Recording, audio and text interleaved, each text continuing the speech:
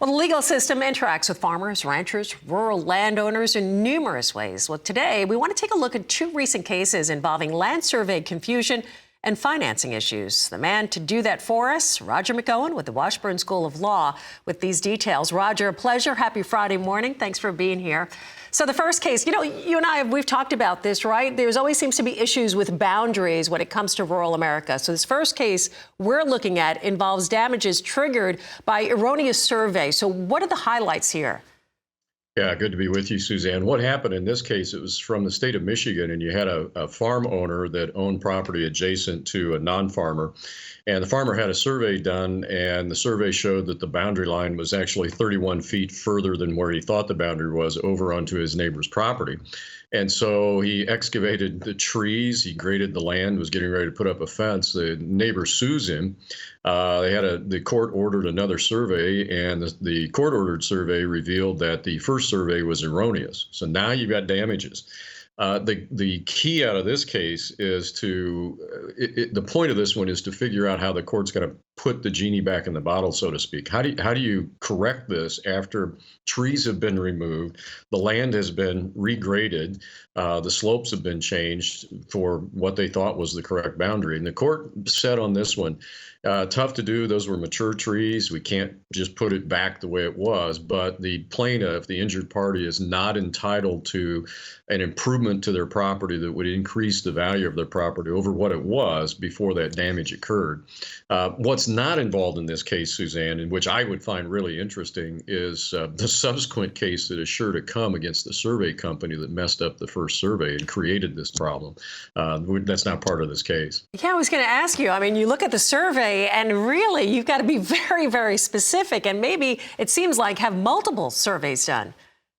Yeah, somebody had their markers off. Somebody had something set wrong when they did the survey. That happens. And I've seen cases on this where this happens. And then we get into these damage issues. And how the courts calculate damages can vary from state to state because states have different common law rules that have been established over the years. We had a Kansas case pretty similar to this one within the last year and a half. And the issue came down. In fact, my law students are trying to sort this out on a problem I gave them right now. And I trust that none of them are watching right now.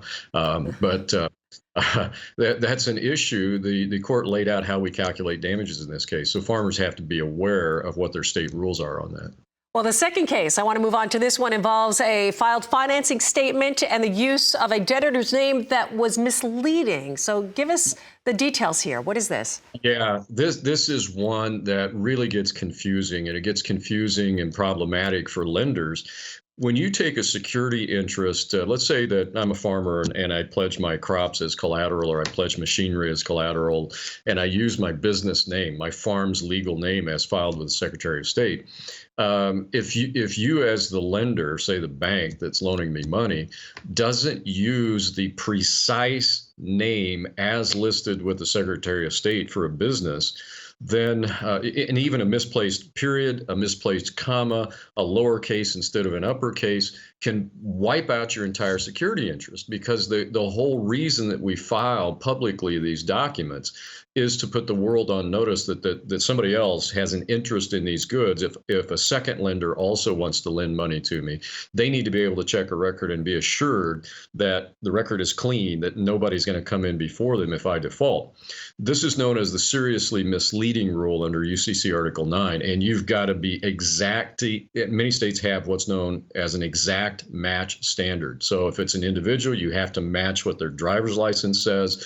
If it is a business, you have to get the precise entity name as filed with the Secretary of State. And in this recent case, the entity changed its name legally, but the financing instruments did not keep up with that. And so they lost their interest. You got triple check those names. Boy, make sure it's right. Before I let you go, Roger, what's some mug you're drinking? You have a little coffee today? Oh, there in that nice little mug? What's that? My favorite mugs here. Hello, Grandpa. I love it. I'm sure the coffee tastes so much better in that one. Always a pleasure. Thanks for joining us. Have an incredible weekend. Roger McEowen with the Washburn School of Law. Thank you.